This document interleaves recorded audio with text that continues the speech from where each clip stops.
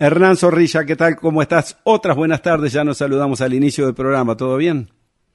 Pablo, gusto de saludarte de nuevo a vos y a toda la audiencia. Como adelantábamos en titulares y vos lo presentabas también recién, estuvimos charlando, haciendo una entrevista con Ignacio Bartesay, doctor en Relaciones Internacionales, hablando de distintos temas que obviamente están sucediendo en el mundo en este momento y que repercuten en Uruguay, y lógicamente más allá de los conflictos bélicos y de lamentar las guerras que nunca son una buena noticia, también tiene componentes que influyen en un país agroexportador como Uruguay, que también es tomador de precios y que también precisa de muchos insumos que precisamente son producidos en los lugares que ahora están en guerra. Llámese, por ejemplo, los fertilizantes o llámese también lo que ha pasado con el precio del petróleo. Con Ignacio Bartesay y Pablo estuvimos conversando acerca del conflicto entre Estados Unidos e Israel con Ajá. Irán, las Ujú. negociaciones que se están llevando adelante ahora para, bueno, en un alto al fuego para poder lograr una paz definitiva en Pakistán entre representantes de estos países que había mencionado anteriormente, y cuál es la situación actual en esta guerra del Estrecho de Hormuz, como se le dice, Ajá. por ejemplo, el petróleo y los fertilizantes. Si te parece, Pablo, repasamos lo que decía Bartesay sobre este tema. ¿Cómo no? La verdad que yo diría que lo positivo de lo que está transcurriendo en la guerra de Estados Unidos y Israel contra Irán es que hay una marcada voluntad de Trump de querer salirse de la guerra, ¿no? Lo que pasa ahí, Toti, es que hay varias guerras al mismo tiempo. No es lo mismo lo que puede entender Israel de la guerra, que tiene su propia guerra contra Irán, pero no solo contra Irán, sino también en el caso del Líbano con Hezbollah y con las otras células terroristas que, bueno, que tienen el objetivo de atacar a Israel, que es lo que se había planteado Trump como objetivo, ¿no? Y que eso le abrió otra guerra, que es la guerra del Estrecho de Hormuz, ¿no? Además de la que tiene con Irán, que quiso obviamente diezmar su régimen y diezmar su capacidad militar y especialmente la posibilidad de enriquecer uranio, pero se le abrió a Trump esta guerra del Estrecho de Hormuz, que no es solo vinculado con petróleo, sino que tiene mucha más incidencia en otros productos, y además esta capacidad militar de respuesta que todavía presenta Irán generó una desestabilización en el Golfo Pérsico, que es un hub logístico y comercial importantísimo a nivel mundial. Y esa es una guerra que le golpeó mucho a Trump en el sentido del precio de la gasolina de Estados Unidos, la opinión pública en Estados Unidos previo a las elecciones, pero especialmente la desestabilización de la economía a nivel internacional, que es lo que logró, sin lugar a dudas, con bastante éxito Irán, y eso es de donde se quiere salir, me parece, Trump muy rápido, que tiene que ver por esto que decíamos de su presión interna, que tiene que ver con el Mundial, pero que tiene que ver con el efecto en la economía internacional,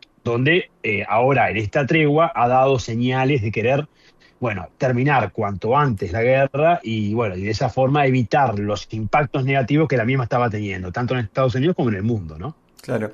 En algún momento ejerció cierta presión sobre, en algún momento no, está ejerciendo cierta presión sobre el Estrecho de Hormuz y se manejó la posibilidad que esta suba del petróleo también podría ser un factor que beneficiara a Estados Unidos o que incentivara a presionar para involucrar un poco más a Europa en todo esto. ¿Cómo ves esa parte, Nacho? Es verdad que Europa se está involucrando de a poco. Es verdad que China también se involucró en su momento para presionar a Irán en estas negociaciones que se están teniendo con la intervención de Pakistán, porque obviamente China es un afectado. En el corto, en el largo, China tiene también una política muy marcada de energías renovables, donde también uno podría decir que se puede haber beneficiado en el largo. Pero en el corto, un porcentaje muy alto del petróleo que pasa por el Estrecho de Hormuz tiene por destino los países asiáticos, tiene fundamentalmente a China en primer lugar, después tenés a India muy dependiente también de eso, pero también tenés algunos países del sudeste asiático. Entonces todos están presionando, los Estados Unidos logró también con su bueno, esta complicada forma de negociar de Trump, Mm. generar una preocupación en otros actores, ¿no? Que tuvieron que de a poco empezar a intervenir, ya no solo en cómo se resuelve el problema del Estrecho de Hormuz, sino también en el caso de China, de intentar que Irán, bueno, logre bajar un poco sus aspiraciones en ese acuerdo de paz de 10, 15 puntos que circularon por allí, para intentar llegar a por lo menos una tregua. Y la tregua tuvo éxito, te diría, Toti, en el sentido de que moderó los precios internacionales de la suba del petróleo. Hay todavía, obviamente, una incertidumbre muy marcada de lo que puede ocurrir, pero me parece que ya con una señal clara de que Trump no quiere volver a lo que teníamos unas semanas atrás, ¿no? A ese nivel, es verdad que sigue sus amenazas, es verdad que esas amenazas generan preocupación y generan incertidumbre, pero más o menos la lectura que están haciendo los mercados es que Trump quiere terminar la guerra cuanto antes, y eso diría que es lo positivo. Ahora, terminar la guerra o la tregua no supone resolver el problema, Toti, ¿no? Acá lo que vas a tener es un estrecho de Hormuz que está lejísimo de resolver la situación de cómo va a quedar en el futuro el control del estrecho de Hormuz, que era parte de la discusión también de Estados Unidos, que quería tener un mayor control del estrecho, pero parece a todas luces que no lo va a lograr. Otra cuestión es cómo va a quedar Irán, que no va a quedar como me parece inicialmente pensaron Irán y Estados Unidos, en términos de que el régimen no va a caer, Toti. También hay que ver en qué situación queda militarmente Irán, que eso le preocupa por supuesto a Israel, por razones obvias. También hay que ver qué tan debilitado está Hezbollah, qué tan debilitados están los hutíes o el propio Hamas, que es verdad que están golpeados, pero yo diría que no eliminados. Entonces eso hace que Israel no quiera salirse del todo de esta guerra, porque mientras siga algún tipo de posibilidad de amenaza contra su territorio, va a querer seguir teniendo activa esa posibilidad de defensa, ¿no? Claro, es una opinión, vaya si será autorizada la opinión de Ignacio, especialista en estos temas, y bueno, el mundo está en vilo y las noticias suceden minuto a minuto, y una declaración tanto del presidente de Estados Unidos como de las autoridades de Irán cambian, suben el petróleo, bajan el petróleo y generan esta incertidumbre a nivel mundial. También con Ignacio me decías, hablaron sobre el acuerdo Unión Europea-Mercosur y además lo que son las negociaciones a nivel del Poder Ejecutivo con otros bloques comerciales, como las visitas que han tenido tanto el presidente Orsi a España como el ministro de Economía O'Donnell a Estados Unidos. Por ahí va un poco más el tema también, Hernán. Sí, porque obviamente más allá de esta actualización del conflicto Estados Unidos, Israel, Irán, que por ahí podemos decir que se roba buena parte de la atención en este momento, hay un montón de otros temas también. Por ejemplo, hace algunos días estuvo el presidente Orsi en una misión, en un viaje a España, podemos decir, que generó bastante polémica en el ámbito político, y prácticamente en simultáneo también el ministro de Economía O'Donnell estuvo reunido con empresarios en Estados Unidos.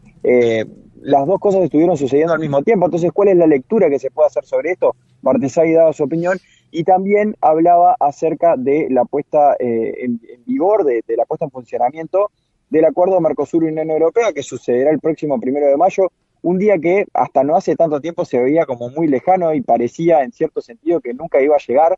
Bueno, al final llega, y también Bartesagui hablaba de este acuerdo, la importancia que tiene y también cómo repercute en algunas otras cuestiones. Por ejemplo, un conflicto que sigue sucediendo y que obviamente ahora se habla menos porque se habla mucho más del conflicto en Medio Oriente, que es la guerra Rusia-Ucrania, y también algunos otros factores del mundo en los cuales Uruguay puede tener su incidencia y sobre todo puede tener distintas oportunidades como país proveedor de alimentos y energías. Bueno, en este momento repasamos, si te parece, Pablo, también lo que hablaba sobre estos temas que te mencionaba. Perfecto. Sí, sí es que la hay, ¿no? Yo creo que lo que alguno podría decir que eso es un equilibrio, ¿no? Te vas por un lado a algo político que no parece tener mucho sentido en este momento. Por supuesto que los presidentes siempre han participado de reuniones políticas, Toti, y de grupos de afinidades políticas. El tema es el momento, ¿no? Quizás no es el momento más adecuado para estar en un grupo de presidentes que están además muy cuestionados por Donald Trump, que ya sabemos cuál es su estilo respecto a la reacción que tiene con respecto a ese tipo de reuniones. ¿Qué ganó Uruguay? Una reunión con la presidenta mexicana, una reunión con el presidente del gobierno español. ¿Cuál es el beneficio de esta cumbre que en palabras del canciller Lubetkin fue exitosísima, ¿no? ¿Dónde está el éxito para Uruguay de participar de este tipo de cumbres? Yo no lo veo. Me parece que O'Donnell hace un esfuerzo muy claro por intentar equilibrar y por intentar seguir trabajando la relación con Estados Unidos, que está siendo, Toti, trabajada por economía. Cancillería no está trabajando en la relación con Estados Unidos, está trabajando fundamentalmente en economía, en comercio y en otros temas. Y eso creo que es lo que busca O'Donnell para evitar equilibrar y no tener problemas con un mercado muy importante en términos de posibilidad de inversiones, en términos de lo que tiene que ver con el comercio de servicios, pero no solo, también en bienes, porque no te olvides que la carne es importante también en el mercado de Estados Unidos. Entonces, el temor de O'Donnell de que haya algún tipo de represalia me parece que lleva a esta búsqueda de equilibrio. Pero sí hay cierta politización de la política exterior de Uruguay. Creo que esta participación de Orsi en esta cumbre lo deja claro. El luchar por la presidencia de la CELAC, la presidencia del Grupo de los 77, todo va en línea con un presidente que quiere responder a una base política que busca ese tipo de participaciones, que es la base más dura del Frente Amplio, y un canciller que es claramente de perfil político, ¿no? Lubetkin es un canciller de perfil político y entiende que ese es el camino que debe seguir Uruguay. Yo creo que hay que ser un poquito más cautos y tener un poquito más de cuidado en las acciones que tomamos en política internacional, porque nos pueden repercutir, especialmente porque estamos en un contexto muy complejo. Bien, bien. Ahora sí, Nacho, la última. El próximo 1 de mayo entra en vigor el acuerdo Mercosur-Unión Europea. Un día que parecía que no iba a llegar nunca, finalmente llega. ¿Cuáles son las primeras consideraciones de esto? Bueno, es una excelente noticia para el país, para los exportadores agrícolas y agroindustriales, por supuesto para la carne, con beneficios concretos de forma inmediata. Y bueno, creo que es una etapa larguísima que se cierra y que tenemos que todos que festejar.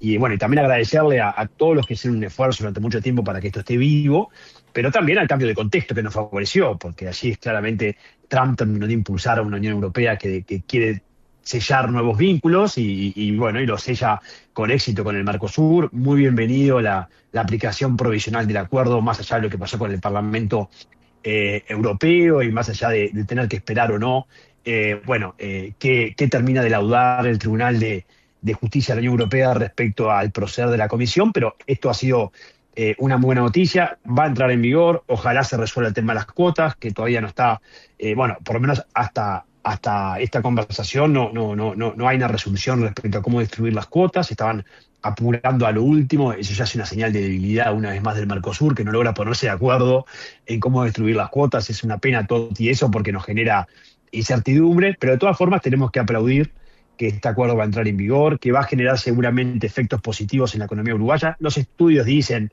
un 14% de crecimiento de las exportaciones, un impacto en la pobreza, un impacto en el PIB.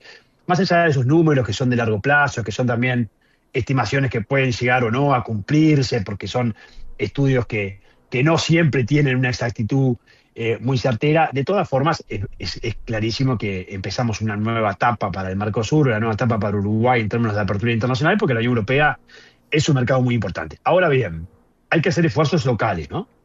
La concentración del comercio con la Unión Europea es muy grande y son pocas empresas que están exportando. Entonces yo creo que Uruguay todavía tiene un debe de decir, el Estado debe abrir acuerdos comerciales. Sí, claro, es la obligación cerrar acuerdos comerciales porque llegamos muy tarde a esa fiesta.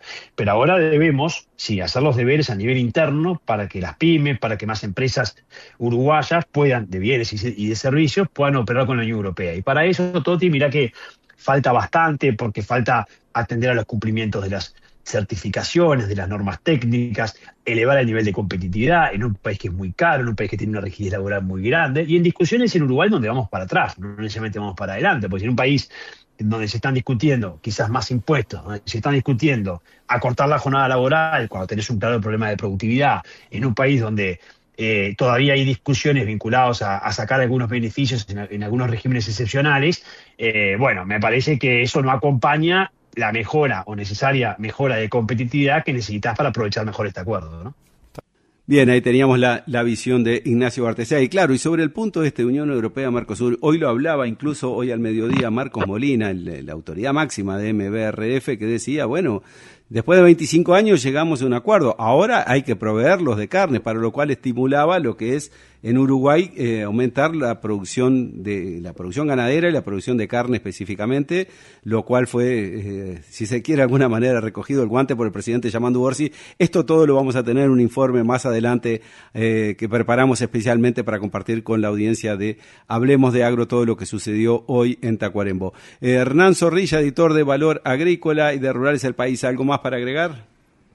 No, por ahí los principales temas, obviamente siguiendo de cerca el tema del reparto del cupo en este acuerdo, vos ahí lo mencionabas también, el incentivo a continuar produciendo carne y sobre todo en este acuerdo con Europa para acceder a un nicho de carne de alto valor. Y obviamente, Pablo, estas cosas tienen cambios todos los días. Por ahí mañana aparece una noticia vinculada a alguno de estos conflictos y cambia todo, así que es un tema que ya sea con Bartesay como con otros actores que nos pueden hablar con propiedad de estos temas, lo vamos a seguir muy de cerca acá en Hablemos de Agro. Hoy es jueves, muy temprano para hacer la pregunta de los viernes, pero ya sabemos sobre qué vamos a leer el domingo, escrito por Hernán Zorrilla en el Suplemento Rurales del País.